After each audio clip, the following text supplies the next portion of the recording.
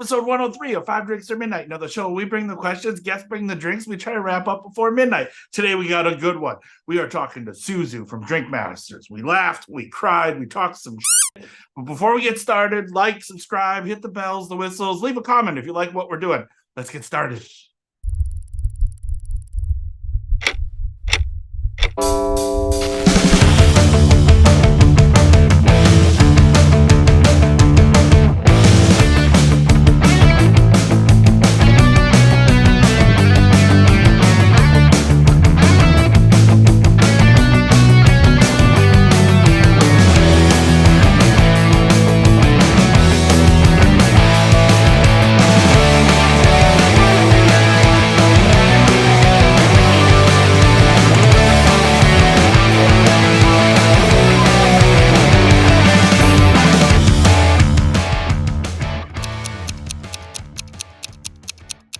Suzu, thank you so much for joining us. Five Drinks or Midnight. Five drinks, five questions.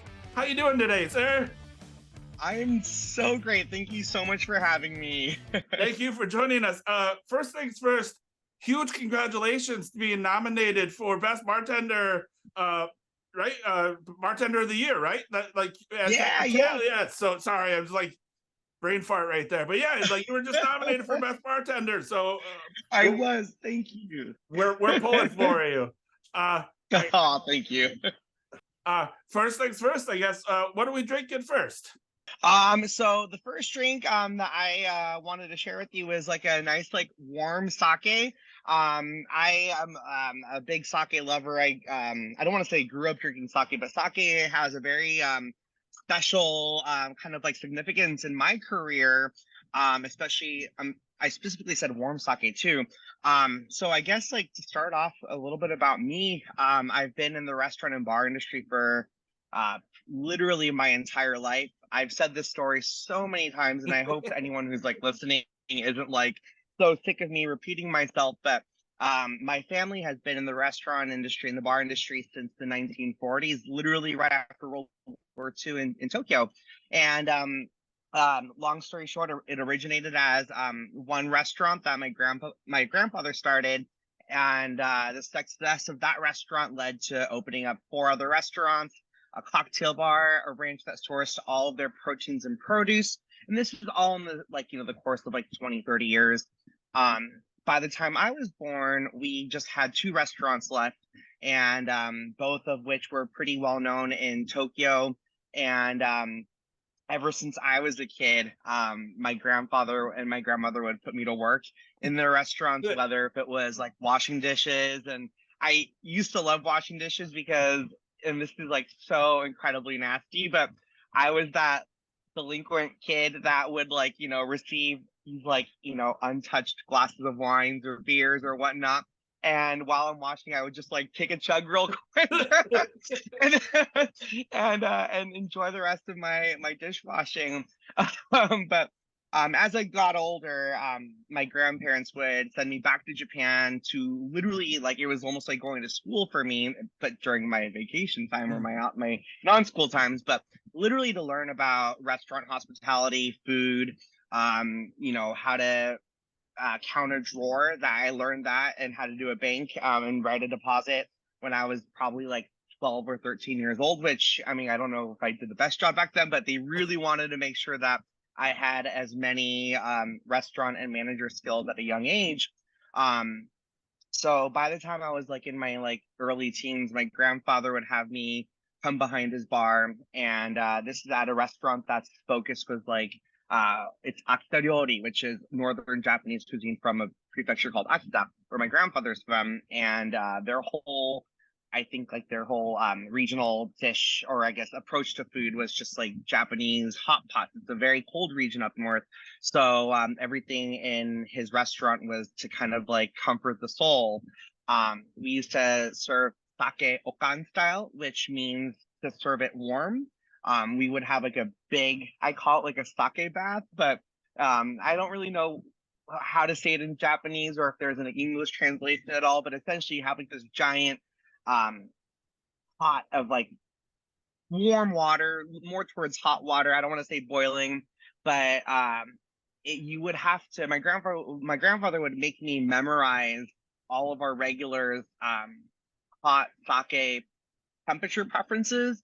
So we would put them in what we would call chokuri, which is like a little sake flask made from like clay, and you'd put whatever sake they were looking for, and it took me a long time to really remember, like, it's almost like steaming milk in a coffee shop, or like learning, like, your regulars, like, their favorite cocktail or their beer and shot special or whatever it is. But learning the temperature preference was like really tough. And that's literally how I got, I guess, technically my first start behind the bar. So for me, warm sake has always been kind of like a nice little, it's a little nostalgic. It's very kind of like reminiscent of my teenhood.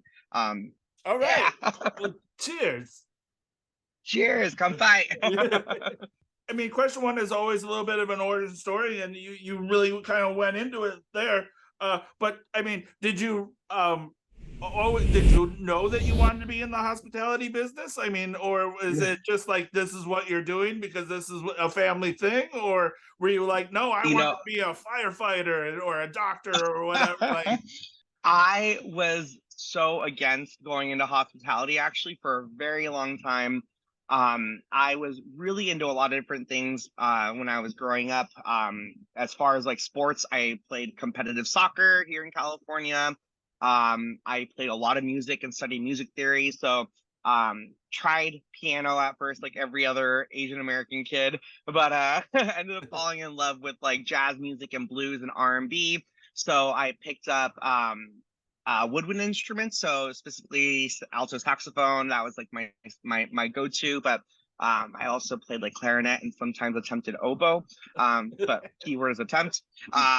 And I was also really into film as well too. I was trying to go to college for film, but recession and expensive art schools like was not a good combination. So for me, like I really enjoyed the outdoors and creativity, whatever that meant. So whether if it was through several different mediums or like audio, whatever it was. And I had a really hard time kind of like figuring out what I wanted to do with my life, with my future. And that was kind of like where my grandparents were like, oh, like you can definitely like come into the restaurant world.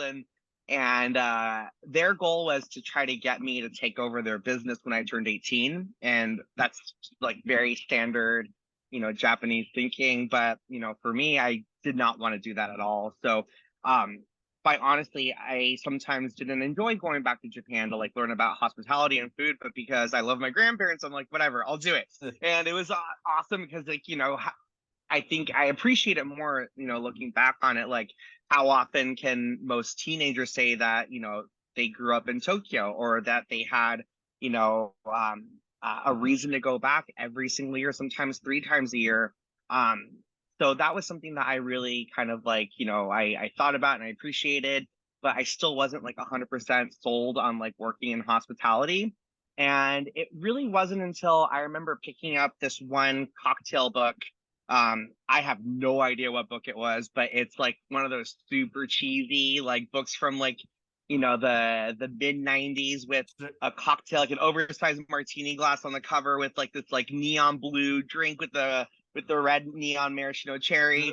And I was looking through it, just kind of like reading the chapters and going through everything. And I remember seeing my grandpa's cocktail menu, if you could even call it that, had some like really questionable drinks on there, like like a fuzzy navel and stuff. And I see like what other things were out there that I didn't know anything about alcohol or cocktails or whatnot. But there was one thing that really stood out to me that I to this day will never forget. But it was this book that was talking about Japanese cocktails and the history of Japanese cocktails, like a very small blurb.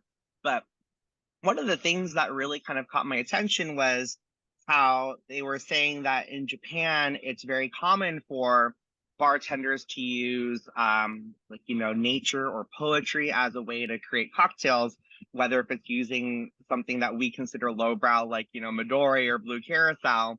But there is still a lot of art and performance and creativity that went into these drinks. And that's when I kind of started thinking like, oh, like I actually do love the outdoors. I love, creativity. I love creating things. During that time, sorry, I'm kind of going all over the place, No, I love it. uh, kind of adding on to all the weird, combination of things I was doing back then. I also used to teach wilderness survival on Catalina Island, which is off the coast of LA. It's where I really kind of thought like, I maybe I'll go into the outdoors, like, like maybe be an employee for REI and take people on like, a canoe kayak trip or Okay. something. And that's what I was doing. I was teaching wilderness survival via canoe and kayak. So at that moment, and then like I was living in Japan after high school, but coming back to California during the summer times to go work on Catalina. So there was like all these different emotions and kind of like different approaches to what my young adulthood could be. And there I had this aha moment looking at this recipe book where I'm like, I can really take everything that I love and apply it into something that is something that's edible. And it took several different years to be able to really kind of get into the craft cocktail scene. I worked at one nightclub in Roppongi Hills in Tokyo, which is like a very touristy part of Tokyo, and got a really terrible club job. I think my shift started at like 10 p.m. and ended at like 7 or 8 or something in the morning, and did that for a little bit. Was super discouraged by it. Came back to California full time, and I started working at this restaurant. I was barely 21 and started making like sake cocktails, and then I think that's when I had this like, a bigger thirst, I guess you could say, to go into bartending. And literally right after that, I got my first bar gig at this craft cocktail bar, 15 Romulo, which was an iconic cocktail bar here in San Francisco, or is an iconic cocktail bar here in San Francisco, where at that time so many bartenders, well-known bartenders, got their start. And I kind of just started from there. Awesome. Well, that's question one. Super easy. The train's leaving the station.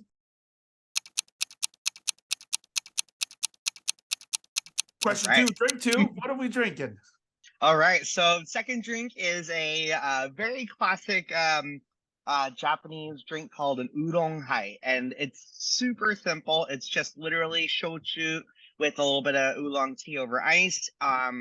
I know some people drink it warm during the winter time, obviously without ice, but I'm a sucker for cold beverages. So I drink it iced all the time. But it is like, for me, Oolong-Hai is such a special drink for me. I mean, it takes me back to like when I moved back to Japan when I had graduated from high school and decided to dedicate the next couple of years to learning more about restaurant life and hospitality and food and liquor through the tutelage of my grandparents. So I moved back to Japan for about 2 years on and off. During the summer times, we'd go back to California for work on Catalina, but then go straight back to Japan. And this was kind of like entering those years where I started to become really close with like, my grandparents, of course, like, I've always loved and appreciated them as family members, but now I was working alongside them a lot as a business. And this is when I'm starting to really appreciate restaurants and bars, and also all the knowledge that they had dropped for me over the last decade.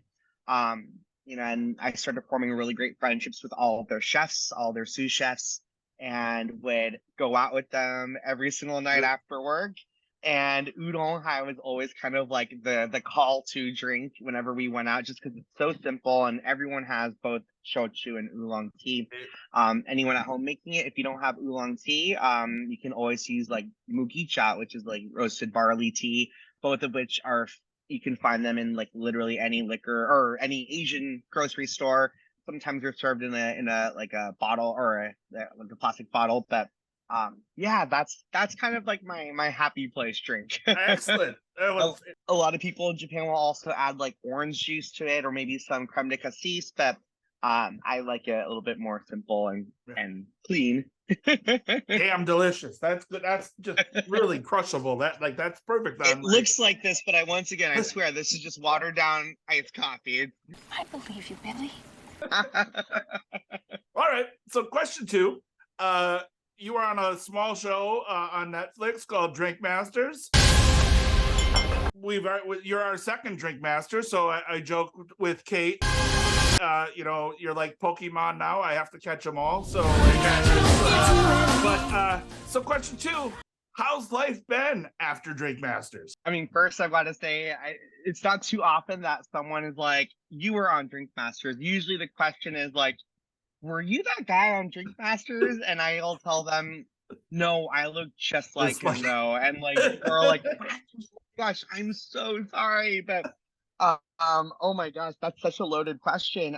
Life has been absolutely bonkers since that show came out. I mean, we're coming up closer to a year since it's come out, and I keep on thinking that it's going to slow down a little bit, but it just has not at all.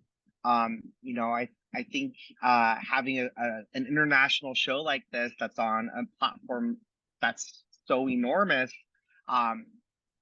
I didn't think that a front of the house life would change so drastically. To my knowledge, I think this is the first show where the focus has been not just on restaurant or bar folks, but it's front of house employees, and competing against each other. So it's definitely like, when the show first came out, I had a really hard time behind the bar. It would get so incredibly crazy. And I wear the hat of like several marginalized groups, being AAPI, being Latino, being queer. And for me on that show, I was just 100% being myself. I wasn't like, trying to be anything or anyone extra. But I guess so many people felt connected or felt so proud to see representation on TV that they might not always see on a regular basis. So it's an honor for people to care that much. Like, it really makes me feel really, really happy and proud.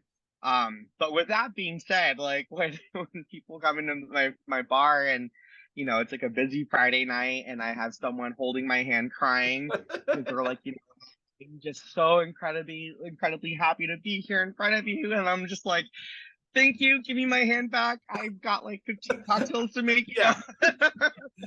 Like, damn it, I gotta go. Yeah, that line of like hospitality meets my boundaries. Definitely there's a big gray area, and I want to be as hospitable and as myself in front of everyone, to everyone, but sometimes shit gets so crazy. Like, my bar team, pretty much, they're my biggest security guard and my security blanket. They protect me from the cray-crays. Like, people have run behind the bar to give me hugs when, I'm in the middle of a rush. I've gotten this kind of like action super, like, just cameras in your face, and I'm like, I'm so busy. Like, I can't smile, and you just have this angry face because you're just like, I'm so tired. There's like 25 cameras in front of me right now. And it's like a Friday night. I'm super busy. So in that way, things got really crazy. People have also found out where I live, which is also really wild too. I've gotten probably overall about like 10 to 15 like selfies in front of my apartment, or sometimes I live on like a really busy street in San Francisco, so I'll get folks who will take a photo from their car while they're in front of my apartment or something. Really weird stuff like that. Yeah, it's and that's kind of the negative stuff, but there's been a lot of really awesome stuff too. I've got to say, like a lot of really incredible opportunities, but life got crazy. It got super crazy. I was not prepared for that. Well, so we have two follow-up questions. So like you said, it's been a year. So if anybody hasn't seen the show, well, you better fucking pay attention, or go watch it, because it's been a year. So we're gonna talk a little spoiler real quick, but if you haven't seen the show, go watch it. But so do you think you were underappreciated on the show? Because like, so, and here's the reason, like, I'm not trying to be a negative, but so like, you didn't really come into your own until almost like episode 6, and then you started killing it. But like, you were almost in the bottom all the time, but to quote another show, you were like lip sync assassin. You were fucking sending people home left and right. Like you were just like cutting people out. You're like, because again, you have a very unique style, like going through. So like, do you think that it just took the judges that long to like finally appreciate what you were doing, or do you think that like you just kind of got more comfortable and your cocktails improved? No, I think it's a couple different things. Well, first of all, I appreciate the RuPaul reference. That makes me super, super excited. I can't wait for tonight's episode. But yeah, it's one of those things like, and I got so used to saying this before the show came out because during COVID, I taught like a ton of virtual cocktail classes. I started an entire business doing that. And when that was happening, your clientele they're from all over the country. It's not just San Francisco. I would have clients in like Miami. I'd have clients in New York or Canada, wherever it was. But one of the things that I think, and I still believe this too, is like, to me, cocktail recipes, cocktails in general, I don't necessarily think that they're like 100% recipes, but they're more of like, what do you call it? Like, a concept, and based off of where you're from, based off of your palate, that concept can change based off of those two things. So a cocktail like a daiquiri, for example, I've started my career in San Francisco, where San Francisco and California are quite notorious for having very dry palates. Why? I think part of it is a lot of San Francisco cocktail bartenders like their drinks boozier. That's number one. Yeah. But I think this is just kind of a theory of mine, but I think we kind of follow that California stereotype of like not wanting super sugary things, because California, we're always on a diet or something, whatever that means. But not me, but so we love drier drinks. And I remember I have a friend who works for a rum brand, and they came to visit me from Miami. And I remember thinking like, okay, my buddy wants a daiquiri, even in my bar, wants a daiquiri. I've got to bump up that sugar content a little bit more than what I'm typically used to, because I know this guy likes a not so dry daiquiri. Right. And I bumped it up by like, I think I did like 1 part sugar, 1 part lime to 2 parts rum. And he's like, wow, I always forget that these San Francisco cocktails are dry. I'm like, oh my gosh, you want more sugar? Like, shit. So for sure, that mentality I definitely brought onto the show as well, where my cocktails did end up being dry. Now, one of the things I will say that I'm, very proud about my approach to what I did on the show, I stayed very true to myself, which was focusing mostly on like, Japanese inspired or Japanese forward cocktails. Part of that was, I maybe this was me being super, super stubborn, but we filmed that in 2021, which was, still during this weird era of all these, physical attacks on the AAPI community because of COVID. So for me, that was my protest, my silent protest of showing anyone that would watch a show on an international platform that may have had something against the API community and be like, you know what, if that's how you feel, like, here's more, so like that was definitely something that, I kind of, it was both of those things that I took with me. And, at that time, I didn't really understand the palates of the judges, what it is that they wanted. I also went into this competition really thinking from a classic cocktail competition perspective. So I know, like, whenever I served my cocktails, all of my drinks tasted exactly the same to one another. Whereas, and this is where I kind of regret not doing this, but a lot of the other competitors would like, they're like, okay, I know that judge has a sweeter palate, so I'm going to add more sugar content to that cocktail. Gotcha. And maybe not so much in the other one. So I know that definitely bit me in the ass later on, but but at the same time, I guess I got a lot of airtime. Yeah. And I got all the airtime, and yeah, I forgot what your question was, but No, I think you got it. So then again, not looking for any like secrets or anything, but what's next for you? Oh my gosh, also a loaded question. I guess I mean I've been traveling so much, like this entire year I've been somewhere every week it seems like, and that's not really stopping for the rest of the year. But next year, I will be working on several different projects. I'm working on my first recipe book, which is super exciting. It's That's going to awesome. be mostly cocktails, some of like our family dishes that we serve in a restaurant. So I actually just had a meeting about that today. I'm hoping to take my pop-up, which is called Kagano Pop-Up. This is an ode to my grandmother's bar that she operated in Tokyo, owned and operated in Tokyo, called Kagano Bar back in the 50s and 60s. So I've been doing pop-ups since 2020. And the goal is to kind of go on tour next year, to hop into like a bunch of different cities, hopefully maybe 2 a month, maybe 1 a month, and then document that. Got some other projects coming up after that as well too. Nice. Can't really talk about that quite yet, but yeah.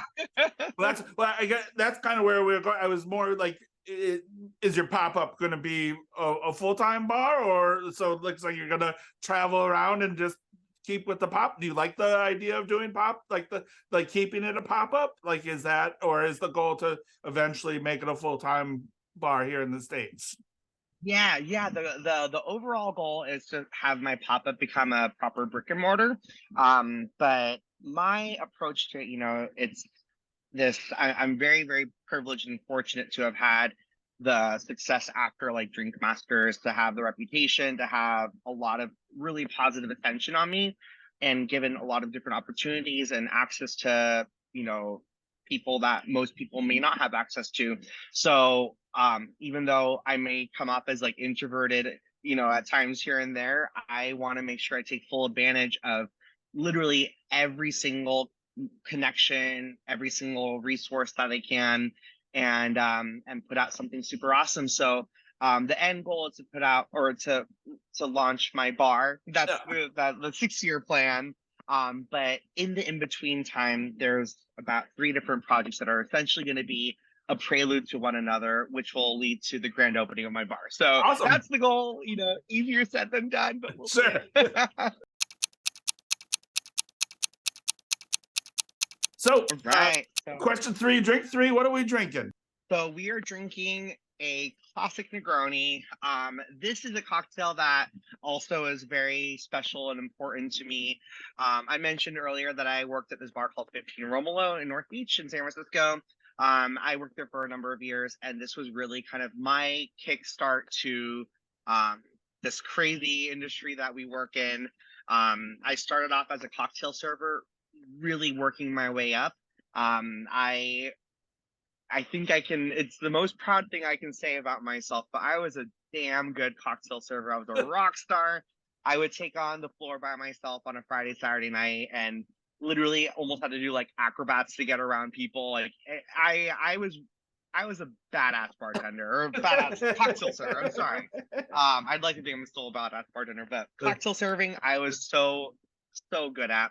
But one of the things that I really appreciate about that era of my career were the mentors that I had.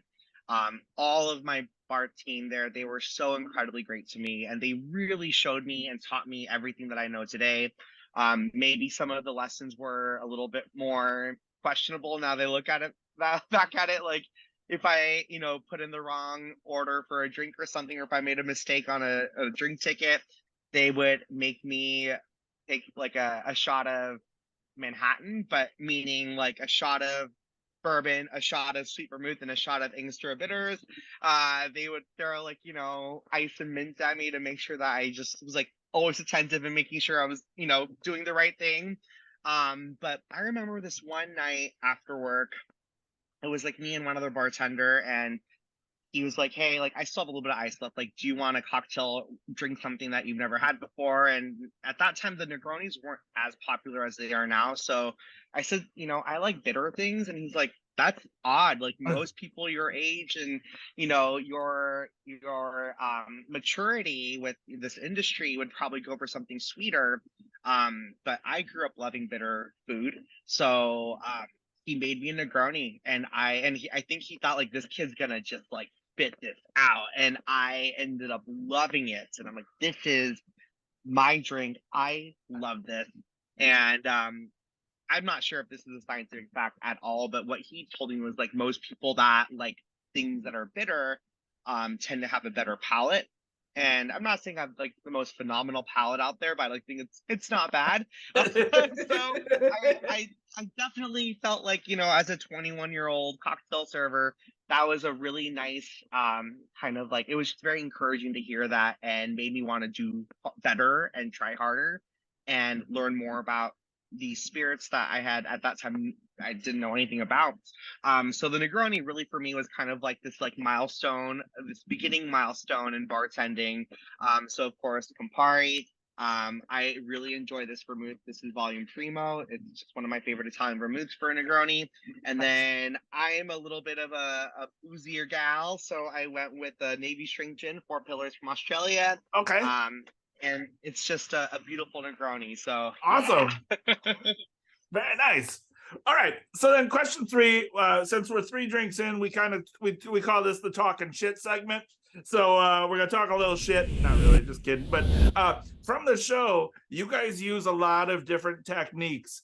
Is there a technique that you absolutely hate and on the other side love? Same with ingredients. So like again, you talk about bitter and you know loving the bitter side, but also from the show, you weren't a big fan of citrus, right? Like you have a thing with citrus. So is there you know love-hate relationship? Like is there shit that you absolutely hate doing and then also absolutely love doing? So yeah. I mean, for techniques that I like absolutely hate, I hate using, or I guess like, you know, making agar caviar. Like it doesn't matter how great you make them look, they just don't taste that good. Like I mean, I'm a strong believer of that. Like you would have to use like, you know, I think from like also like a cost perspective as well too. Like if you want to have a good tasting caviar, you got to use like some really potent stuff, you know, maybe like an extract of some sort. But then when you know, for me, I can't justify using a ton of extract to make a good caviar because that's going to cost money. And for me, I just don't see that as like, you know, my favorite technique.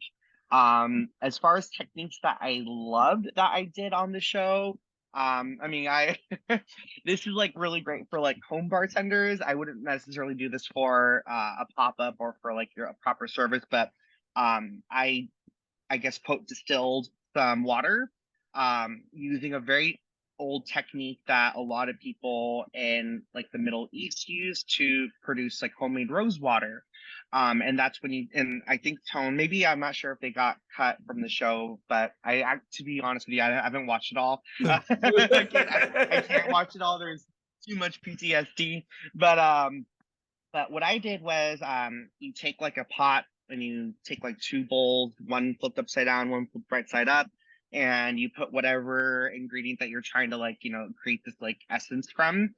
So in this case, I was using genmaicha tea, which is like green tea with toasted rice.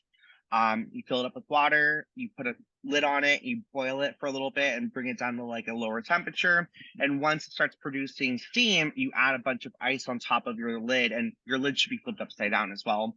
And once that hot water starts touching this ice cold, you know, roof of this pot, it creates condensation, which essentially is your distillate, and it lands and drips back into your bowl.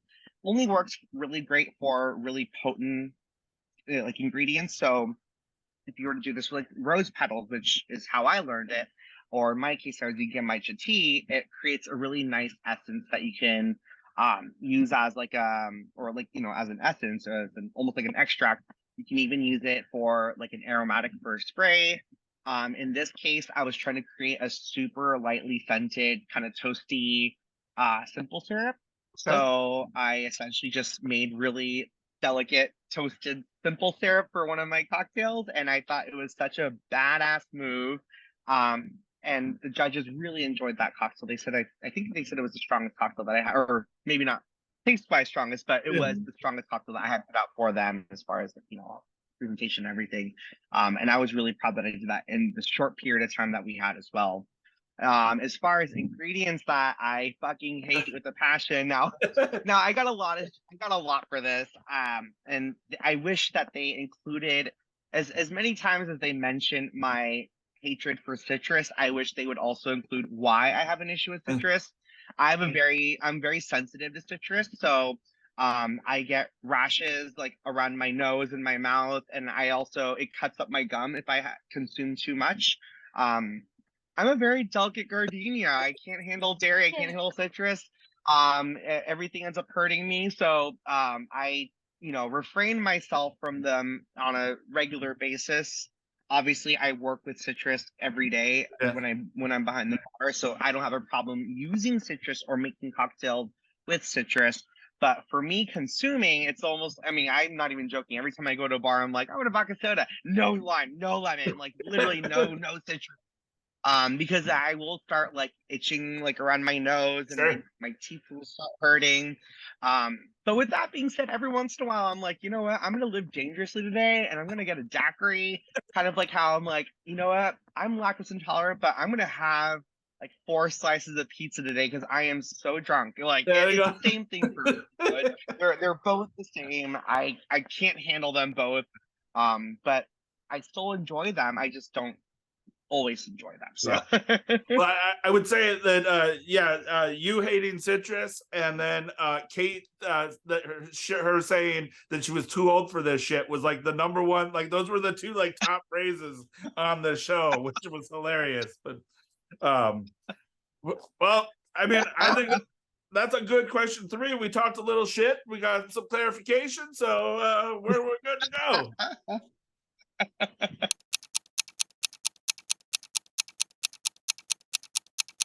Question 4, drink 4. I chose Japanese whiskey on the rocks, or any kind of scotch on the rocks. After the drinks we've had so far, we started off with like my pre-entry into being behind the bar with warm sake. We went into like the equivalency of my crazy college years, which were just at bars in Tokyo with with an Oolong-Hai. We went into kind of like my milestone of like learning more about cocktails and craft cocktails and appreciating them with the Negroni. I wanted to go with the 4th drink with a Japanese whiskey on the rocks because I actually have a story with this one. I remember my grandfather, he took me out for drinks one night, and he was like, my grandpa just wanted to be my friend. Like, of course I love him to death, but he wanted me to just like drink like him, be like him.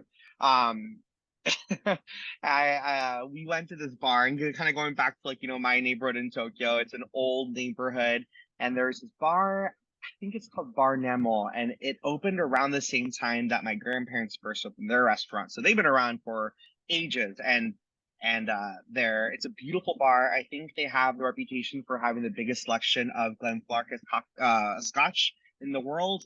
If I remember correctly, I think something like that. But you go in, you get the same like cheesy, vibrant red maraschino cherries in your Manhattan. They might shake their Manhattan as well too.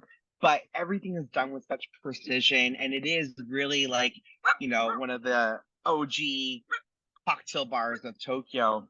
Manny, stop it.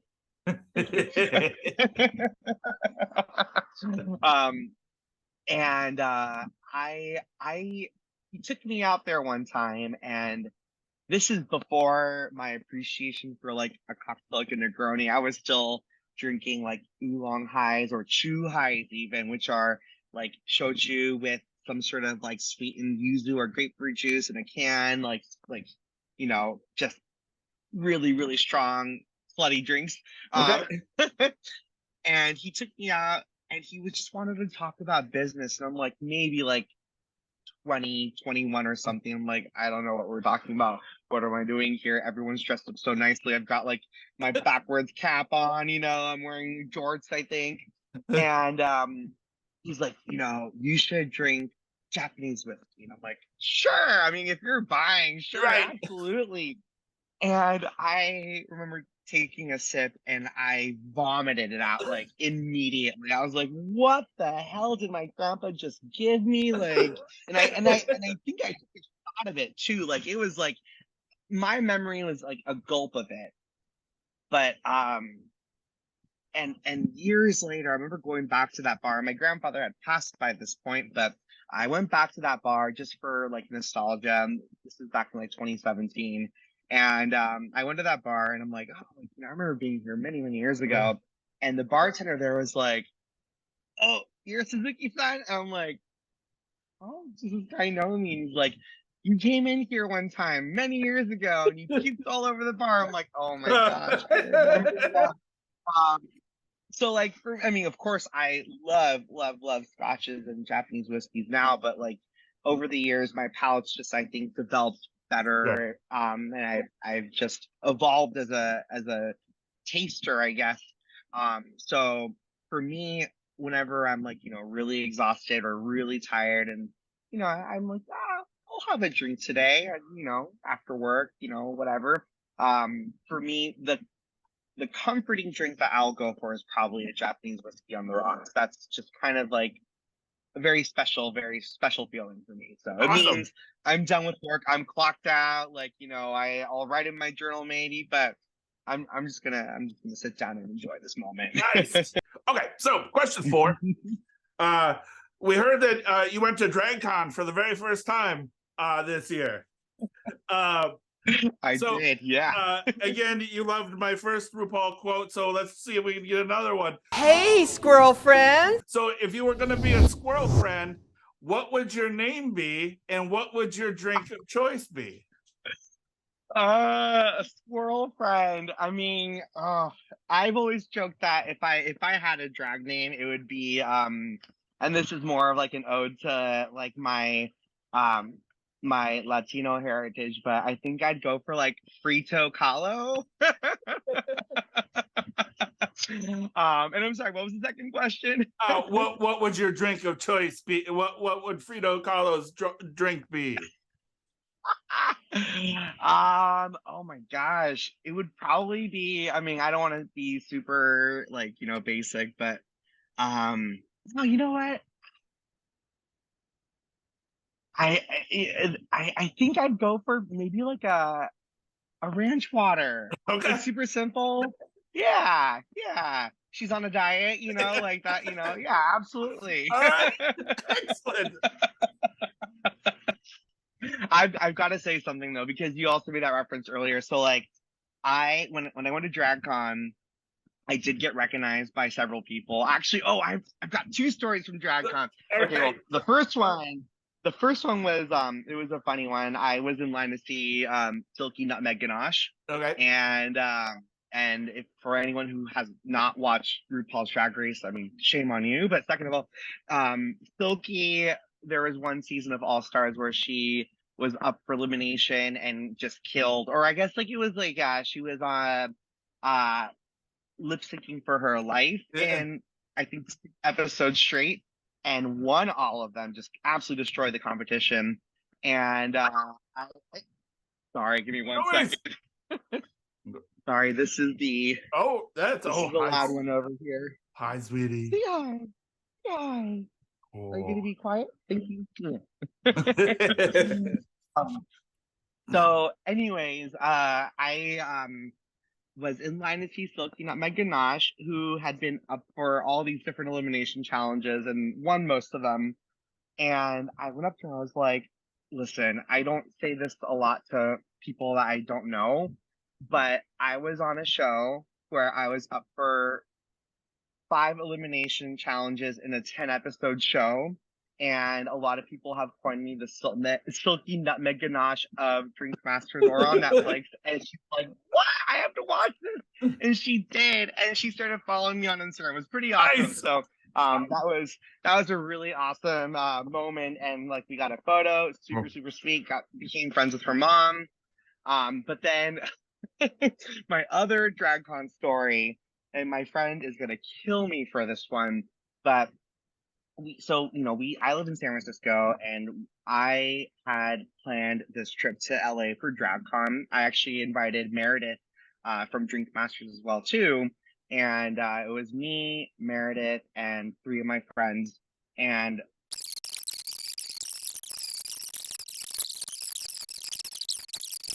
I come back, and my friend is like on her knees in the middle of DragCon, like super dramatic, and she's like, "Suzu, call the police.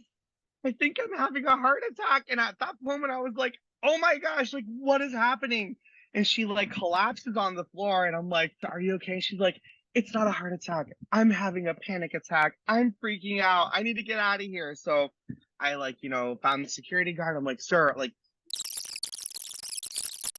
or one of the employees working there, he looks at Meredith and he's like, "Are you a mixologist?" And Meredith's like, Suzu's a mixologist too. And the guy looks at me and he's like, "Oh my God, you two are on Drink Masters." And he's like freaking out. And he's like, "Can I get a selfie with you?" And I'm like, "Oh, I'm dying."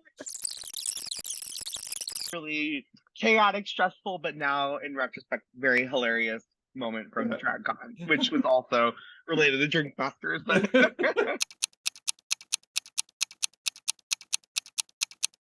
So, fifth and final question / drink of the night. What are we drinking? yeah, so after this little adventure of like kind of navigating my career through beverage, I wanted to end off with something that is like the most simple and basic cocktail to make, and that's just a classic vodka soda. For me, no citrus.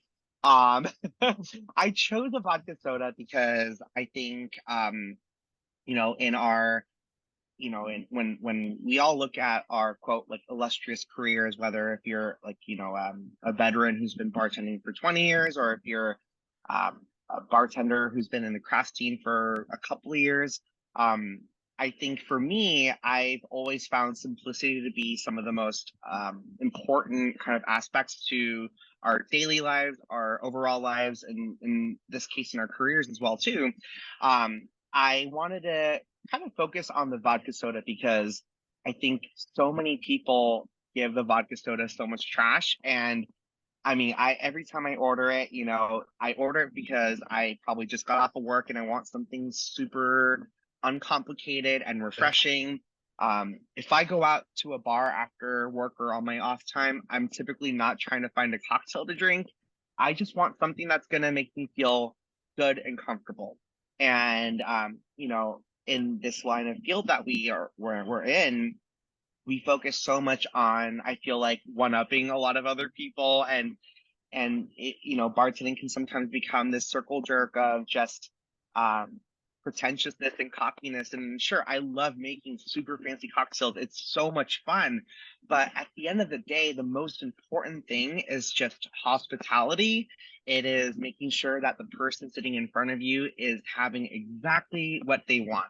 I love that. And also it's easy on the bartender. It's 2 things and ice. Boom, you're done. Done. Yeah, super easy.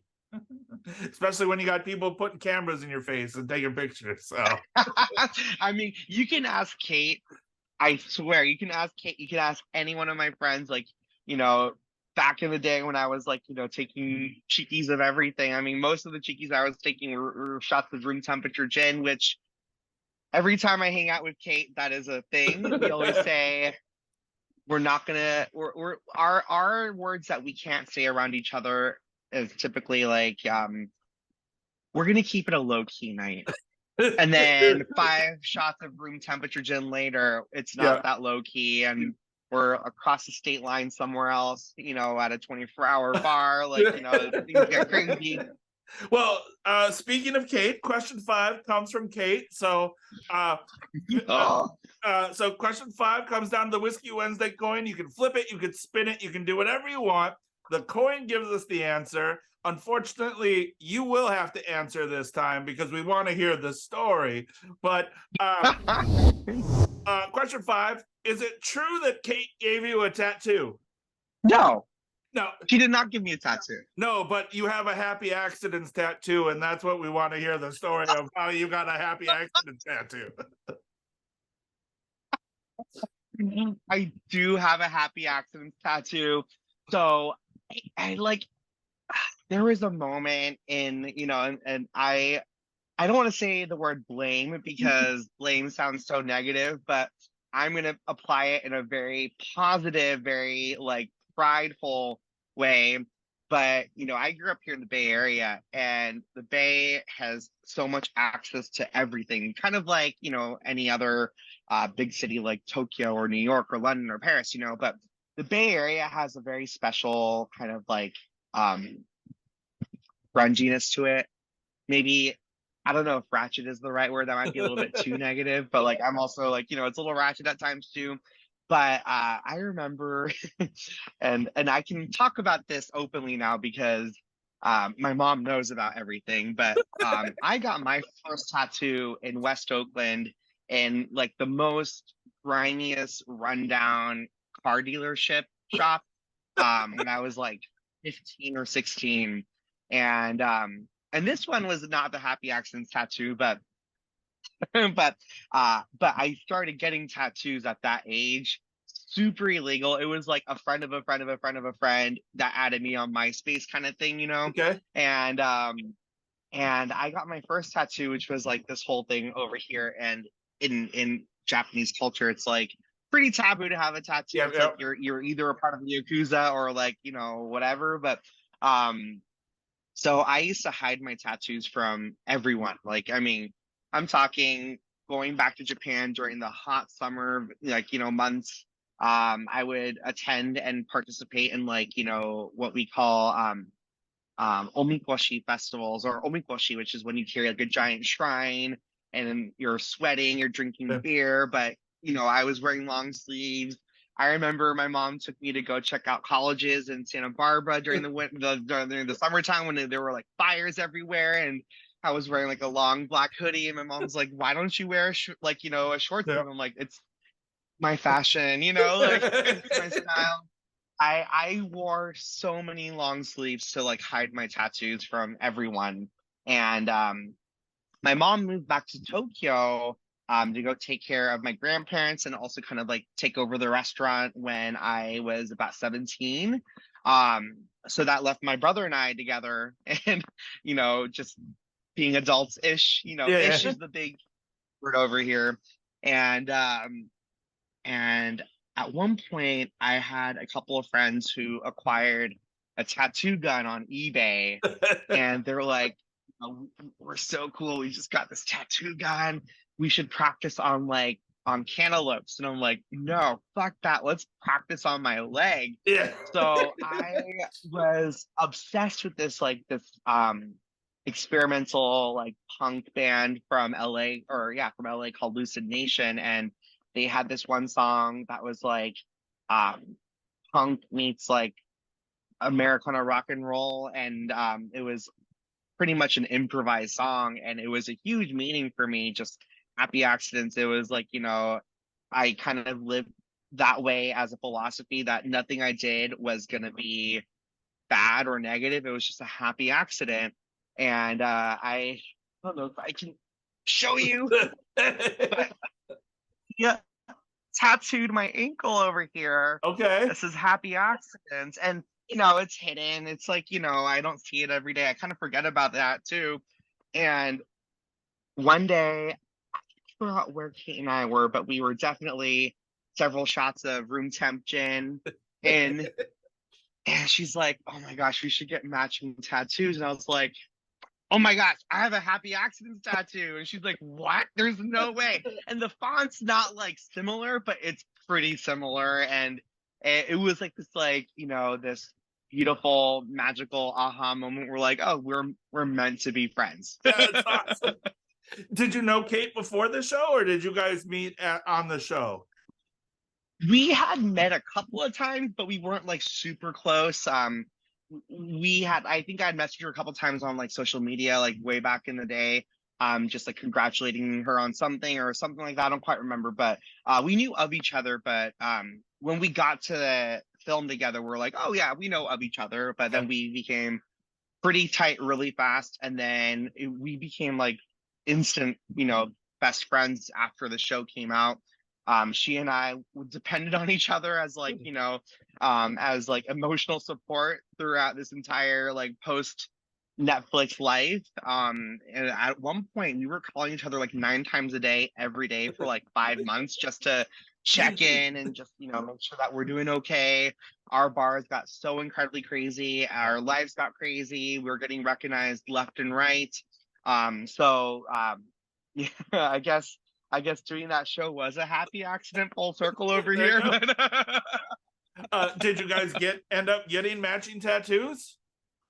No, but we're gonna be traveling a lot for the next couple of months. I'll be at Tails with her, so maybe I'll get like her face or something. Like, it would be an honor to have Kate's face, like, on, I don't know, my arm, I don't know if she'll be insulted if I got her on my butt cheek, but like, I'll do anything.